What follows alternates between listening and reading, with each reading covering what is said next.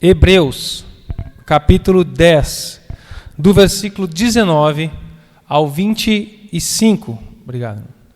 Portanto, irmãos, por causa do sangue de Jesus, podemos entrar com toda a confiança no lugar santíssimo. Por sua morte, Jesus abriu um caminho novo e vivo através da cortina que leva ao lugar santíssimo. E uma vez que temos um sumo sacerdote que governa sobre a casa de Deus, entremos com o coração sincero e plena confiança, pois nossa consciência culpada foi purificada e nosso corpo lavado com água pura.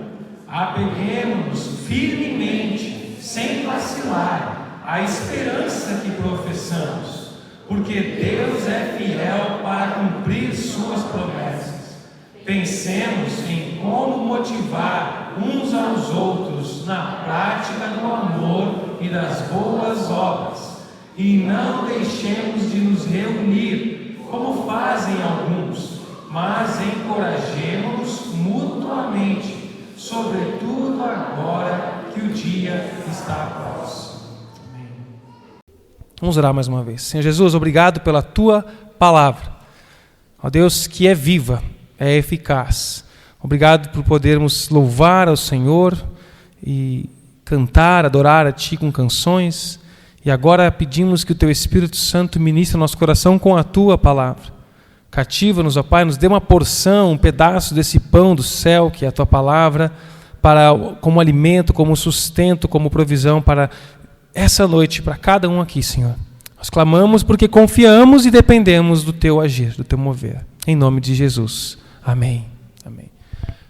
Nós estamos olhando para os meios de graça que Deus estabeleceu para derramar graça sobre o seu povo. As chamadas aqui torneiras da graça de Deus. Vimos que Deus fala conosco, se revela, nos guia, nos orienta com a sua voz, a torneira da palavra, a Bíblia. E vimos também que Deus ouve as nossas vozes, a torneira da oração. Ele se inclina a nós com seu ouvido, Ele ouve o nosso clamor. São os meios de graça, graça que salva, maravilhosa graça, como nós cantamos, mas graça que também cura, que liberta, que santifica, que nos conduz a uma vida de vitória e crescimento com Jesus, em seus planos para nós como indivíduos e como igreja. Preste atenção, como indivíduos e como igreja também, como parte de algo maior que nós. E por mais fundamental que seja termos, como nós já falamos nas outras mensagens da série, ter o nosso momento a sós com Deus. Você ler e estudar a Bíblia. Lembram de varrer e cavar, fazer orações que nós preferimos, ouvir as canções que nós gostamos. Esse momento de intimidade, o seu particular, isso não é o auge da vida cristã. Porque você não foi criado para uma vida espiritual isolada, mas para uma vida cristã compartilhada. Fomos criados para adorar Jesus juntos, na grande multidão, como membros felizes de uma grande e incontável família, a família de Deus. Fomos criados para caminhar e crescer em comunidade, em comunhão, como corpo de Cristo. E essa é a quarta e última mensagem da série. O texto que nós lemos aqui em Hebreus nos mostra que a comunhão é uma necessidade espiritual. Ela não é uma opção para os filhos de Deus. Comunhão não é um extra na vida com Deus. É tão bom ser filho de Deus, né? E de vez em quando poder ter aquele cardzinho que Deus tira da manga a momentos com outras pessoas, a comunhão. A comunhão é a torneira indispensável da graça de Deus para nos sustentar até o fim. E o indispensável aqui não é porque as outras torneiras são dispensáveis, é porque nós temos a tendência a achar que essa é. Então é importante frisar que ela é indispensável. Olhemos atentos para o texto de Hebreus, aqui em capítulo 10. O versículo 19 e 21 vai mostrar qual é o fundamento da nossa comunhão. Versículo 19 e 20 nos mostram que nós temos acesso a Deus Pai por causa da obra, do sangue de Jesus. A obra de Deus. Ele abriu um novo e vivo caminho por meio do seu sangue. E por essa ação de Deus, como nós vimos na Páscoa, o que Deus fez por nós, nos reconciliando com Ele, Ele estabeleceu a paz, porque antes éramos inimigos dEle, como o texto de Romanos nos explica, éramos inimigos de Deus, separados deles, mas por causa da obra nós fomos reconciliados, temos paz com Deus, comunhão vertical restaurada, aqui, um novo coração. Eu posso ter agora, a partir desse novo coração, a comunhão horizontal, a partir daqui, do novo coração. Guarde isso. Só vive comunhão verdadeira pessoas que já tiveram, se foram reconciliadas com Deus. Não há comunhão no Espírito, o comum é o Espírito, se não há o Espírito em você. Aquele que foi reconciliado com Deus pode comungar, ter algo em comum, do corpo de Cristo. E o que nos une não é os nossos interesses em comuns apenas. Lá em Atos, quando a gente vê o início da história da igreja se reunindo, em Atos, os primeiros cristãos, eles não se dedicavam apenas à palavra, apenas à oração, mas também à comunhão. A comunhão. Atos 2:42. E a palavra aqui para comunhão, a palavra conhecida no meio gospel, koinonia, é uma palavra que ela é usada para uma comunidade, para uma parceria. Mas essa parceria, essa koinonia, essa comunhão, esse algo em comum para essa família, ela não estava estabelecida em um amor comum pelo mesmo time de futebol. A gente se reúne porque nós temos esse interesse em comum. Não era uma comunhão por um prazer no churrasco ou pizza. Não era um prazer por uma noite agradável, que a gente consegue ouvir música, se divertir, sorrir, comer um lanche, ver uma fogueira. Não era somente isso. Não era para se reunir com pessoas religiosas que nós temos o hábito de chamar de irmãos. A essência dessa parceria, dessa comunhão, dessa união, estava no Cristo que eles tinham em comum e que compartilhavam como missão de vida. O que nós temos em comum é o que nós cremos que muda o nosso estilo de vida. Quando nós compartilhamos o mesmo interesse de vida. E de morte também naquela época. Era muito mais para a morte em comum do que para a vida naquela época, ali dependendo da história da igreja, no início. Era a partir de uma resposta ao chamado de Cristo, para crer e levar a fé adiante. Ser e fazer discípulos. Isso nós tínhamos em comum. E andavam juntos. Ou seja, comunhão não é entretenimento religioso.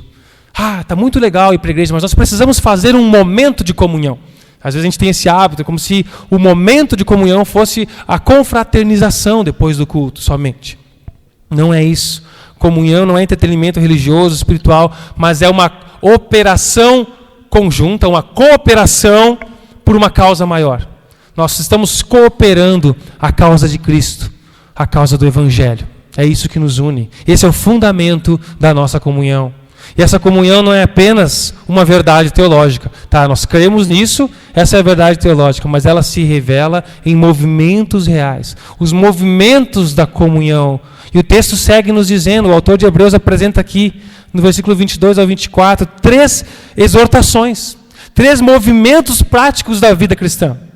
Ele diz no 22, entremos com o coração sincero, ou outras versões vai dizer, aproximemo-nos com confiança, com coração sincero e plena confiança. Pois a nossa consciência culpada foi purificada e nós podemos ter esse movimento de entrar na presença de Deus, de estar na presença dEle. O 23 vai dizer, apeguemo-nos firmemente àquilo que cremos, à esperança que professamos. Nós devemos ir em direção a Deus, nos apegar firmemente, guardar essa esperança como uma âncora firme, que nos mantém firme, sem vacilar naquilo que a gente professa. E o movimento central dessa torneira é: considerem uns aos outros. O texto, em algumas versões vão dizer, ou pensemos em como motivar uns aos outros na prática do amor e nas boas obras. Esse pensar, ou considerar, em outras versões, significa um pensar intencional. Leve em consideração. Não é lembre-se somente, mas leve em consideração. Deixa isso na sua mente um pouco. Pense no outro. Pense, observe, preste, dedique atenção. Isso significa que a comunhão não é acidental. Foi tão legal aquele momento de comunhão na fila do cachorro-quente? Pode ser, mas é intencional, é observar que existe uma pessoa ali. Existe um outro ser humano amado, filho de Deus. Nós temos uma causa em comum. Observe ela, atente, observe o próximo. Com qual objetivo que eu vou ficar observando as pessoas? Estimular a prática de boas obras. Encorajar na vida com Cristo. Encorajar na vida com Cristo. A vida cristã não é só você buscando a Deus. Não, eu estou bem com Deus. Vida cristã não é você buscando a Deus, é você ajudando outros a não desistirem também. Quando as lutas se intensificam, quando a surpresa bate a porta, quando o resultado do exame chega e é diferente do que você esperava, quando as crises surgem, quando o desejo de ouvir a voz de Deus na Bíblia diminui, quando a sua energia espiritual para falar com Ele em oração se esvai, Ele envia o seu corpo para trazer você de volta. O corpo de Cristo. Normalmente não é o esforço do próprio desanimado ou rebelde que o traz de volta ao rebanho, mas o esforço dos seus irmãos, que se tornam torneiras da graça de Deus na vida de um desanimado, de um abatido, de um aflito, de um rebelde. É o nosso empenho em prol do próximo que faz com que ele leve em conta a graça de Deus. Que Deus agracie também.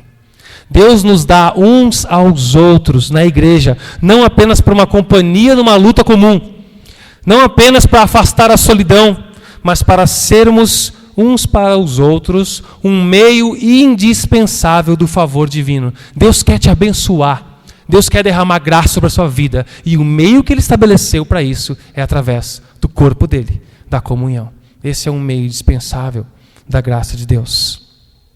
Nós somos uns para os outros um elemento essencial da obra de Deus.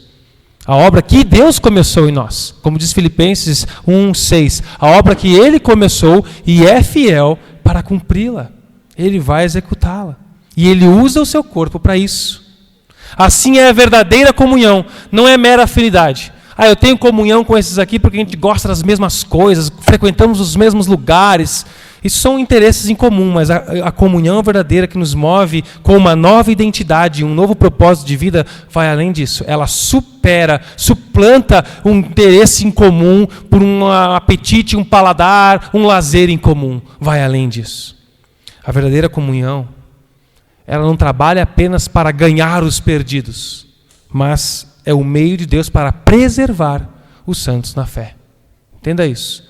Não é apenas a gente ser legal entre nós para que os novos venham. E esse é um meio. Não legal, mas amar.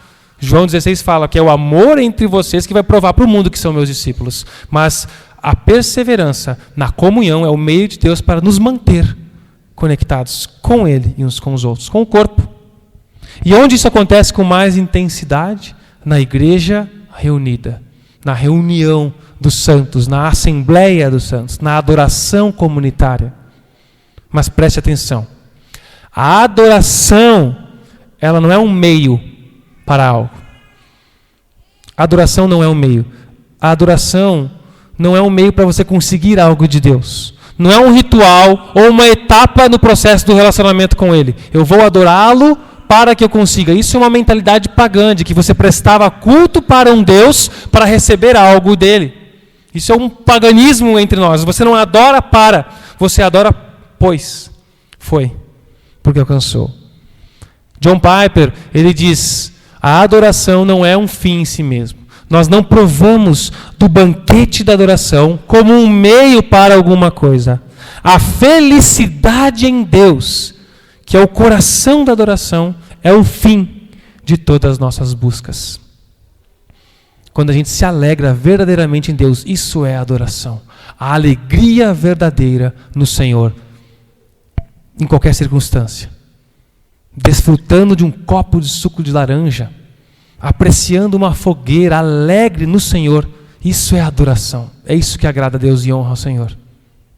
Nossas emoções, quando verdadeiras, elas não são causadas como um meio.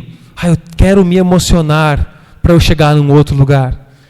Isso não significa que nós não devemos nutrir emoções e sentimentos. Nós podemos e devemos buscar, como por exemplo, nos colocar debaixo da adoração comunitária, no louvor, onde nós somos ministrados por quem está conduzindo a adoração, onde nós podemos também servir e se alegrar em adoração no fruto do serviço, como nós compartilhamos ontem, quando se constrói uma área de convivência e se alegra, o coração adora o Senhor por ver pessoas desfrutando disso. Que legal! Meu coração está... É o fim, para mim é até aqui, eu não consigo ir além disso. Esse é o fim. Foi para isso, para adorar ao Senhor, para se satisfazer no Senhor. A adoração é uma satisfação no Senhor. Eu estou satisfeito em Deus. Isso honra e é adoração ao Senhor. Como o espaço ali, ou quando nós ensaiamos, nos organizamos e conseguimos ver a igreja adorando ao Senhor, a igreja sendo ministrada, esse é o fim, é a satisfação no Senhor. E quando essa adoração autêntica acontece, você se alegra, satisfaz e honra ao Senhor. Então venha para a adoração comunitária, para nutrir, receber as muitas bênçãos que você recebe ao servir e ao ser servido aqui no corpo de Cristo. Deixe os demais pensamentos desaparecerem, as pressões, deixa Deus reorganizar a sua mente, seus pensamentos, constranger você nos seus pecados, purificar os seus pensamentos em arrependimento. E quando a reunião, o culto público começar, como diz aqui o texto do versículo 22, aproxime-se com fé, com plena confiança que o sangue de Jesus te purifica para você estar diante de Deus, ouvindo e sendo ouvido e sendo ministrado. O culto público, isso aqui, é uma arma na luta pela alegria. Como o irmão ministrou aqui, talvez você entre desanimado aqui, você entra abatido, preocupado, o Espírito Santo usa essa comunidade aqui, esse ambiente para ministrar e transformar seu coração. É indispensável. É o momento aqui no culto comunitário em que as 3 torneiras da graça estão abertas, juntas. Nós ouvimos a voz de Deus por meio da palavra, da leitura bíblica, da explicação bíblica. Nós somos ouvidos por Deus em nosso clamor, em nossa oração, e nós somos ministrados uns aos outros na comunhão, com pregação, louvor, oração, confissão, petição, ações de graça coletivos. É o esbanjar da voz de Deus, do seu ouvido e do cuidado com o seu corpo. É no culto comunitário, onde nós somos despertados, realinhados, transformados pela palavra, pela oração e pela comunhão.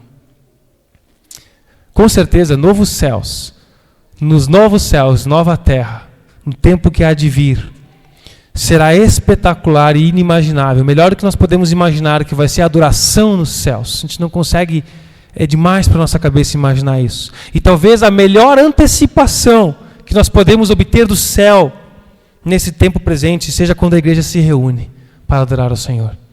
Sempre que eu estava nos acampamentos, eu via as pessoas, nós não queremos ir embora daqui. Depois de 3 dias, de 4 dias de acampamento, você não quer ir embora, porque você está num ambiente onde as pessoas estão buscando juntos a alegria no Senhor, cantando 2, 3 vezes por dia momentos de louvor. É palavra, é oração, é lazer, é jogos, e o nosso coração sente que aquilo é um pedaço do céu. Eu quero viver isso aqui. E é uma antecipação, não é a realidade diária. Mas isso aqui é necessário para o sustento da realidade diária lá fora, do mundo hostil, do mundo tentador, do pecado, das nossas dúvidas, angústias. Isso aqui é indispensável. Parceiros, de irmãos de adoração vivendo juntos e multiplicando a nossa alegria. A verdadeira comunhão não apenas trabalha para ganhar os perdidos, mas é o meio de Deus para preservar os santos na fé. Comunhão é a torneira indispensável da graça de Deus para nos sustentar até o fim. E por isso que o versículo 25 nos exorta, irmãos, não deixemos de nos reunir, ou com outras versões diz, não nos deixemos, não deixe de congregar, como fazem alguns, mas encorajemos mutuamente, sobretudo agora que o dia está próximo. Ainda se fala, eu ainda escuto de pessoas, sobre ter fé e não precisar de uma igreja. Não, eu estou bem com Deus, eu não preciso de igreja para estar bem com Deus. É uma falta de coerência e de conhecimento do próprio caráter de Deus, do próprio Bíblia, do próprio caráter de Cristo. É óbvio que existem instituições ruins, igrejas que ferem pessoas, ou melhor, pessoas que ferem pessoas dentro das igrejas, das comunidades, existem sim. E isso fere as pessoas a ponto delas generalizarem e não quererem mais relacionamento com a igreja. E a gente ouviu o tipo de coisa que a gente ouviu essa semana, que é o pior, a escória da humanidade são os evangélicos, que raça ridícula, enfim, outros termos que eu não lembro que a moça lá usou. É muito hostil aquilo. Mas não é a verdade para toda a igreja. É falta de conhecer o caráter de Cristo. A Bíblia, no contexto geral, sempre tratou de um povo chamado família. A família dos descendentes de Abraão, o povo de Israel, é uma comunidade, é uma família, é uns aos outros o tempo todo. É o local onde a fé se manifesta, onde a fé amadurece, onde o amor é colocado em prática, onde se cura, onde se transforma, onde se acolhe, quando nós juntos nos submetemos à orientação, à voz de Deus, à palavra dele. Isso nos leva a destacar dois pilares da verdadeira comunhão: o compromisso e o encorajamento.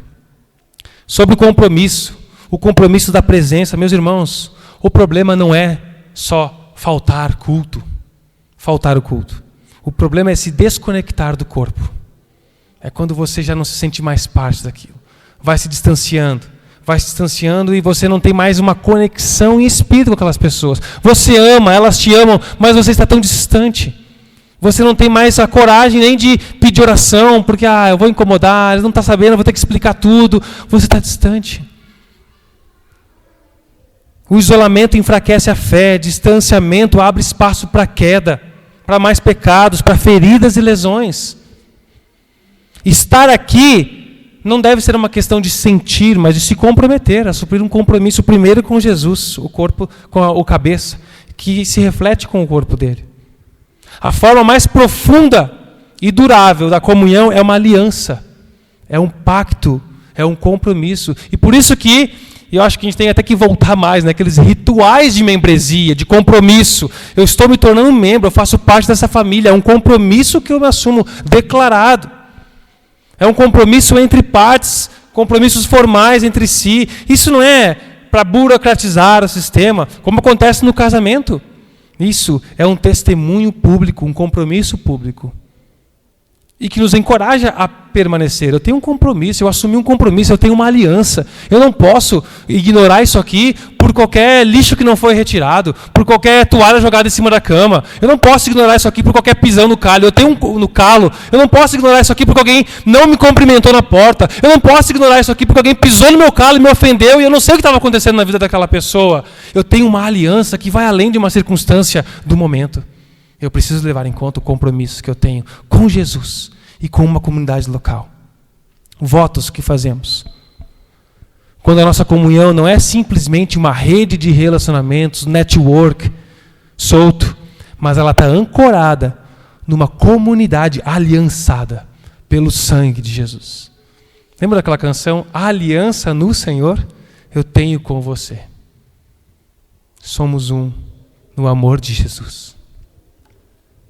Como um membro comprometido com um posto avançado do reino de Deus. Eu tenho um compromisso com esse posto avançado do reino de Deus em Carlos Barbosa, na Serra Gaúcha, em outras cidades que você possa ser. É onde eu vou experimentar mais do céu, ser reenergizado, me entendam esse termo nas suas adequações, é ser realmente carregado, me encher do Espírito Santo, buscar na presença dele, que não depende só do culto, obviamente, e nós tratamos isso nas outras torneiras, mas que culmina aqui. Porque não é sobre entrar e sair de uma comunidade de qualquer maneira, não é sobre passar por um ambiente, mas sobre pertencer a uma família. Ou se está dentro, comprometido em ser igreja uns para os outros, nos bons e maus momentos, ou você não está sendo igreja. Porque você não foi chamado por Jesus para frequentar um prédio chamado igreja. Foi chamado para pertencer a uma família. Eis que vos faço filhos de Deus. Filhos que têm outros filhos, irmãos. Por isso que não se resume a bater cartão aqui a cada 15 dias, uma vez por mês, nem mesmo todo domingo. Porque o foco do texto, ele vai dizer, não deixe de congregar. Não deixemos de nos reunir. Mas, ao contrário disso, não é? Paulo não diz, se reúnam todos os domingos, se reúnam todos os dias, vocês têm que estar juntos. Não, é sobre encorajamento mútuo essa reunião. Você pode ser membro de uma igreja, você pode ser assíduo no culto, assistir todos os cultos online dessa igreja, de outras igrejas. Você pode ser tão desigrejado como quem nunca coloca o pé numa igreja. Porque ser igreja tem a ver com ser parte, pertencer, ser família, e não assistir cultos. Aqui ou em qualquer outro lugar. Quando ele diz não deixe de congregar, ele está dizendo para a gente se reunir e olhar além do nosso estômago, encorajando uns aos outros, olhar para as necessidades dos outros, conhecer uns aos outros, aproximar-se uns dos outros, aprofundar-se nos relacionamentos, interagir, exortar, inspirar ao amor e às boas obras. Congregar é encorajar, é participar da vida.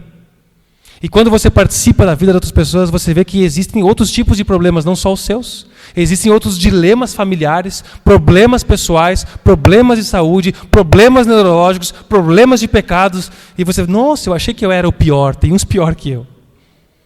Tem. Por isso que nós precisamos uns dos outros.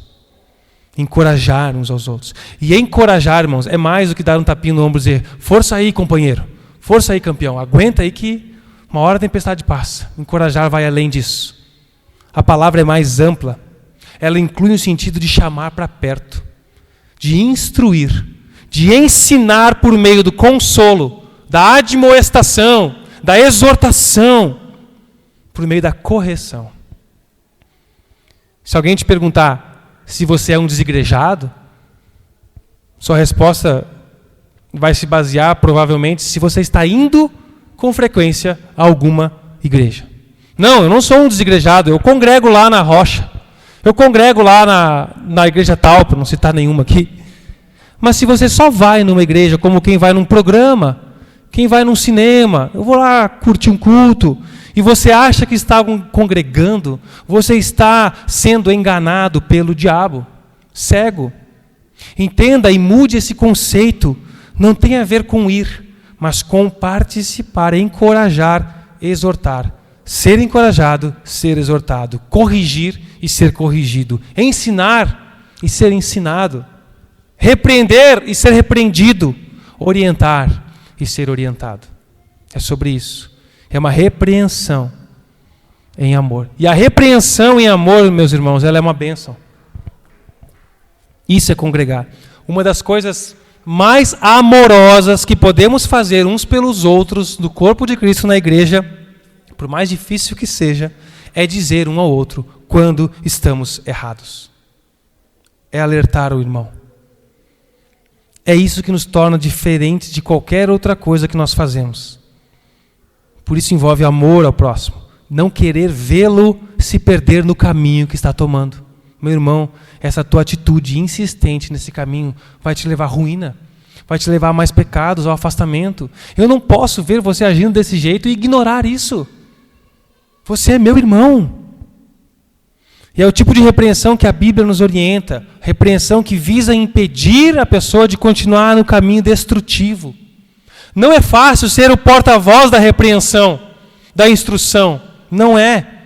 Nós precisamos de humildade, de temor a Deus, de ousadia no Espírito Santo. A boa notícia é que o Espírito Santo nos dá tudo isso. Nos capacita. Se estamos cheios dele. Normalmente, para algumas pessoas na nossa vida, é mais fácil não dizer nada. Eu não vou dizer nada, não quero me incomodar, vai dar problema. E você deixar a pessoa seguir, iludida pelos seus próprios vaidades, pecados, orgulho, enganos, no caminho da loucura, no caminho da morte. Mas a repreensão é um ato de amor. Se alguém se dispõe a enfrentar aquele momento embaraçoso, tenso, constrangedor, onde talvez o seu conselho vai ser jogado de volta na sua cara. Quem é você para falar isso? Onde você provavelmente pode ser humilhado pelo orgulho e pela vaidade do outro, desprezado, mas quando você assume o risco de tudo isso, essa é uma prova de amor. Você pode me esculachar, cara. Posso até perder a amizade que a gente acha que tem, mas eu preciso te falar a verdade em amor. Não posso ignorar isso. E quando isso acontecer, nós vamos estar diante de uma bifurcação, como ouvintes. A bifurcação na repreensão. Será que nós vamos rejeitar a correção como uma maldição? Seu pecador orgulhoso quer apontar o dedo, Satanás quer me acusar. O papel do acusador é outro. Ou você vai acolher isso como uma bênção. Um dos temas principais de Provérbios é sobre aqueles que aceitam repreensão serem sábios, trilhar o caminho da vida, enquanto aqueles que ignoram, que desprezam a correção, são tolos rumando para a morte. Veja algumas advertências que ao longo do livro de Provérbios, algumas que eu destaquei aqui, a gente pode perceber. Aquele que despreza a repreensão é estúpido. Aquele que despreza é insensato. Aquele que rejeita a disciplina prejudica a si mesmo. Aquele que despreza a disciplina acabará em pobreza e vergonha. Mas Deus nos deixa princípios de bênção para aqueles que acolhem a repreensão. Quem aprende com a repreensão mostra prudência. Quem aceita a repreensão será honrado. Quem dá ouvidos à repreensão adquire entendimento. Quem aceita a disciplina habitará à vontade entre os sábios. A quem recebe a repreensão, Deus diz, Provérbios 1:23, venham e ouçam as minhas advertências. Abrirei o meu coração para vocês e os tornarei sábios. Derramarei o espírito da sabedoria. Algumas versões colocam o espírito aqui. É do espírito, não é o Espírito Santo nesse caso. É o espírito de entendimento, de sabedoria que ele dá por meio de quem acolhe a repreensão. Mas ao tolo, outra figura clássica aqui no livro de Provérbios, aquele que não acolhe as repreensões. Ele diz lá no capítulo 29, quem sempre se recusa a aceitar a repreensão será destruído de repente, sem que possa se recuperar. Esse de repente aí é crucial, porque a gente não se dá conta. Você não percebe que está rumando para a morte. É de repente que você cai, porque o orgulho não nos faz perceber o caminho da morte. Quem despreza será destruído de repente, sem que possa se recuperar. Não seja tolo. Não sejamos tolos. Não trilhe para a ruína e morte. Seja sábio. Ouça a repreensão. Cresça, prospere e ande no caminho da vida. Por isso, ouça a voz de Deus na voz do seu irmão. Ouça a voz de Deus na voz do seu irmão. Colossenses capítulo 2, versículo 13 nos diz que aqueles de nós que estão em Cristo, que têm o seu Espírito, possuem os tesouros da sabedoria e do conhecimento. E quando estamos em saudável juízo e seguimos o alerta de Provérbios 19:20, que diz, obtenha todo o conselho e instrução que puder, e você será sábio para o resto da vida. Ou seja, ser sábio não é apenas acolher a repreensão, a orientação, o ensino, mas também buscar a orientação, a repreensão, o ensino. É dar liberdade para que outros façam. Convidar outros a fazer isso. Mesmo quando a repreensão ela é mal feita, porque nós somos falhos, pecadores, enraizados numa cultura, num sistema maligno que nos influencia muito nossa maneira de lidar um com o outro. Mesmo quando a repreensão é feita na ocasião errada, no lugar errado, no tom de voz errado, ou quando você percebe que as motivações parecem ser suspeitas. Se você tiver um coração humilde e sábio, você vai querer aproveitar cada grãozinho de verdade que pode ter naquele caminhão de areia. Por mais que pareça um caminhão de areia para te pesar, tem grãos de verdade ali. E se você for sábio, você vai procurar discernir e ouvir. E dar graças a Deus por ter pessoas na sua vida que te amam o bastante para fazer algo difícil e repreendê-lo e ajudá-lo. Eu sei que às vezes, meus irmãos e amigos, parece que não. A maioria das vezes parece que a intenção é outra.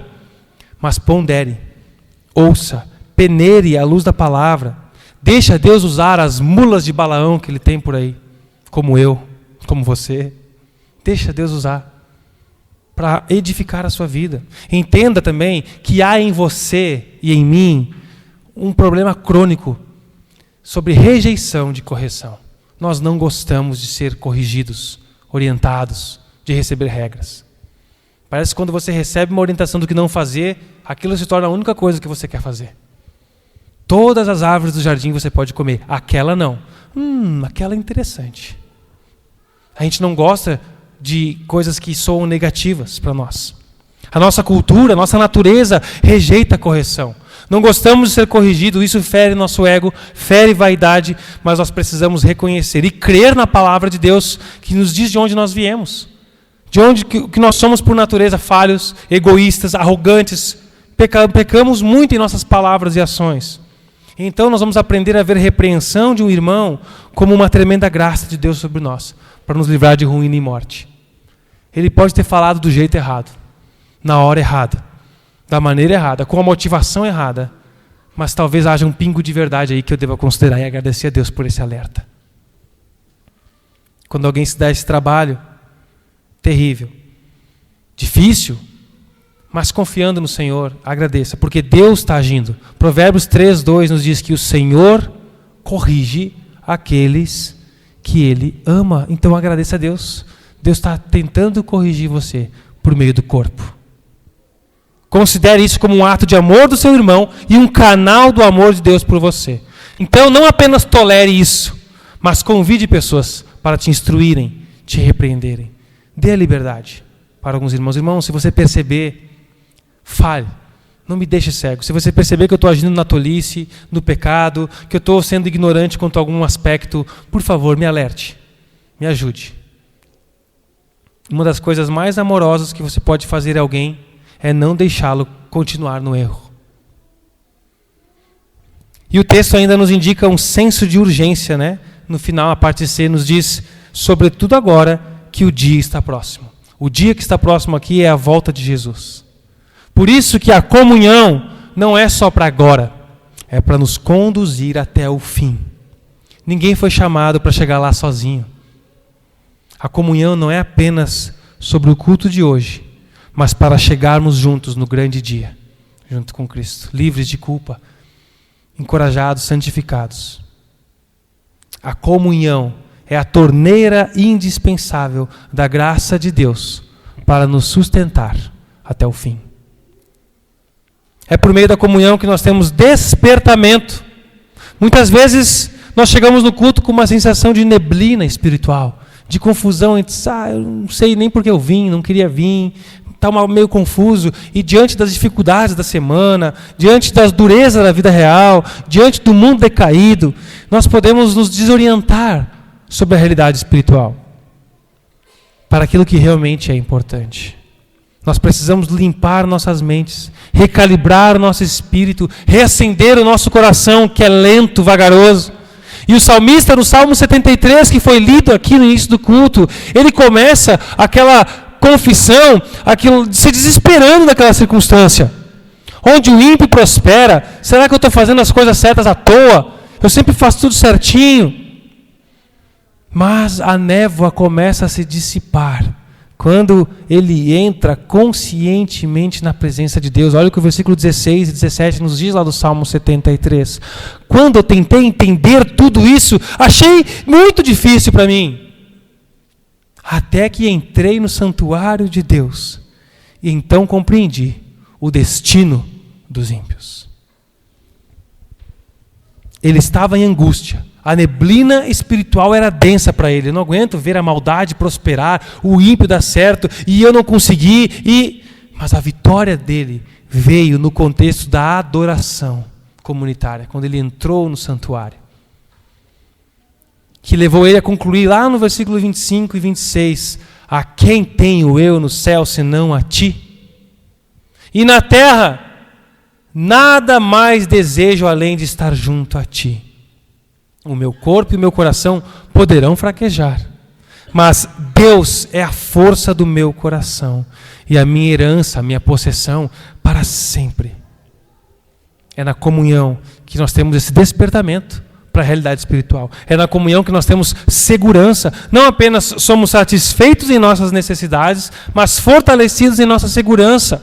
Não estamos sozinhos, há mais pessoas lutando junto comigo e por mim. Há pessoas que continuam orando, se importando. Lembro do profeta Elias, quando ele vai lá fazer o mimimi dele diante do Senhor. Legítimo, como nós fazemos, Senhor, só eu aqui, ninguém mais. Não, calma aí, cara, olha por outra maneira. Tem mais 7.000 lá que não se prostraram a Baal. Tu não está sozinho. Para desse mimimi, vem para cá, vamos se reunir com o povo. É isso que ele está falando lá em 1 Reis. Deus fala assim com Elias. Deus nos criou para sermos família, pertencermos a uma comunidade incontável, mas dentro de uma igreja local, visível, palpável, segura. Não estamos andando sozinhos. Jesus tem um povo feito de muitas nações, tribos e línguas, a qual eu pertenço, seguro nele.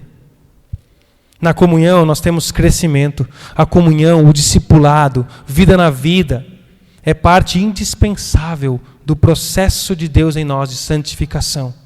O nosso crescimento progressivo em sermos moldados à imagem de Cristo Jesus é a razão pela qual nós somos salvos, é a razão de estarmos aqui, nos tornarmos mais parecidos com Jesus, para a glória dele e satisfação verdadeira nossa. A adoração comunitária é parte disso, indispensável, para a nossa edificação, exortação, consolação em geral. E juntos todos nós somos transformados de glória em glória, como diz o texto de 2 Coríntios. Nós somos transformados gradativamente na sua própria imagem. É na comunhão que nós somos orientados, curados, confrontados, transformados, sendo instrumentos de crescimento uns aos outros. É na comunhão que nós temos a nossa alegria potencializada. A nossa alegria duplica quando nós ouvimos a Jesus, quando nós falamos com Jesus, quando nós adoramos a Jesus juntos. Quando nós ouvimos a congregação, há uma família, eu não estou sozinho nessa loucura dessa vida, que parece loucura para os homens. Não. Tem um provérbio sueco que diz: alegria compartilhada é alegria em dobro. Tristeza compartilhada é tristeza pela metade. E essa verdade, essa sabedoria, essa verdade, se é sueca mesmo, não sei, ela pertence a Deus também. Tristeza compartilhada é tristeza pela metade. Alguém vai carregar comigo. A alegria compartilhada, ela é multiplicada. Alguém vai se alegrar comigo, ela multiplica. E o corpo faz parte disso. É na adoração comunitária que as graças e as bênçãos que desfrutamos não apenas nos desperta, trazem segurança, crescimento, mas também alegria potencializada na adoração. O nosso deleite, desfrute de Jesus se expande à medida que nós o adoramos juntos. Nos satisfazemos ao ver outros sendo satisfeitos. Esse é o paradoxo da vida cristã. Como é bom ver a satisfação no nosso irmão. Isso me dá satisfação. Isso honra e glorifica a Deus. Mas isso tudo só acontece se você está inserido de verdade. Se você pertence a essa família. As torneiras da graça são os meios que Deus determinou para suprir regularmente a sua igreja com poder espiritual. Para nos sustentar e nos conduzir a uma vida plena com Ele. A comunhão é o corpo onde essa vida plena se manifesta, se torna visível. Pela palavra Deus fala conosco. Pela oração nós falamos com Deus e somos ouvidos.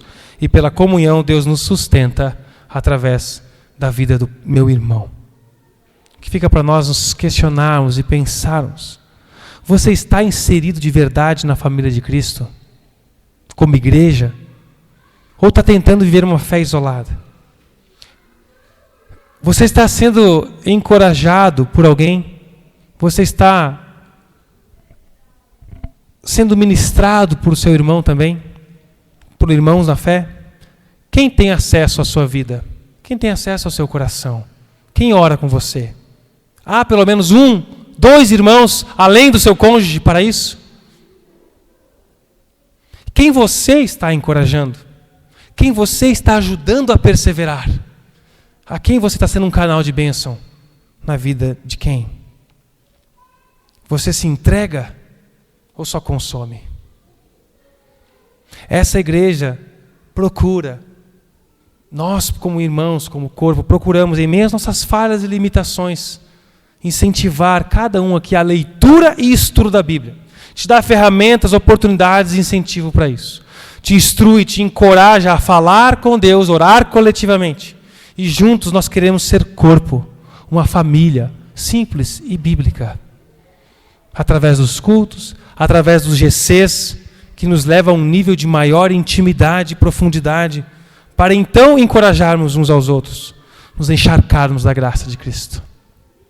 Você não foi chamado para apenas aceitar Jesus, mas para caminhar com Ele, ouvindo a sua voz, sendo ouvido por Ele e junto com seus irmãos, servindo e sendo servido, para perseverar até o fim, para a glória de Deus Pai. Só lhe deu glória. Toda glória seja somente a Deus. Amém?